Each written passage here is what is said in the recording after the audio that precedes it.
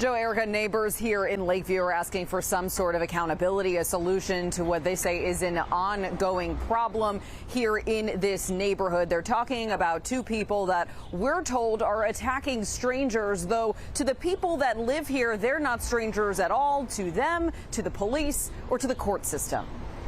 That's when I realized, like, this wasn't just someone who had a bad day or something had happened that day. This was a repeated pattern that my other neighbors were also experiencing. Jenna Klotz shared her experience with Leon Jackson. I was simply just walking home from the gym one day, just in the middle of the afternoon, and just happened to pass him on the street.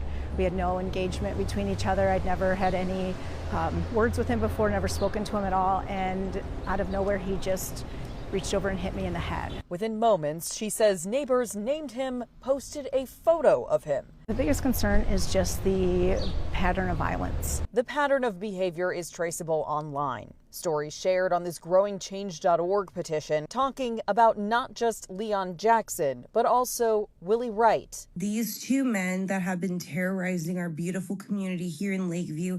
Though their histories are not identical, neighbors identify them both as people who need help. Leon Jackson was seen going into a smoke shop after the attack on Klotz.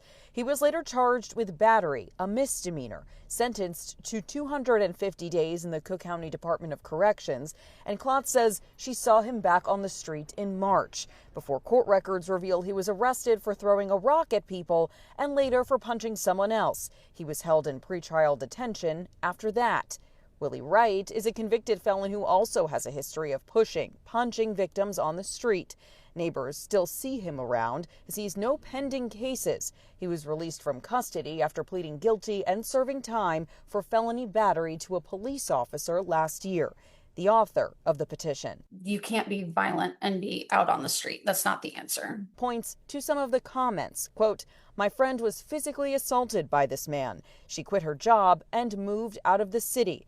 Neighbors presenting the same concern, the same questions. When it happens repeatedly, the question becomes, what do we do then to have this, not continue to happen? What do we do to ensure like residents can safely walk through their neighborhood without fear? And right now, I don't have the answer, but I know that this continues to happen. So what we're doing right now is not working. And so we need something to change.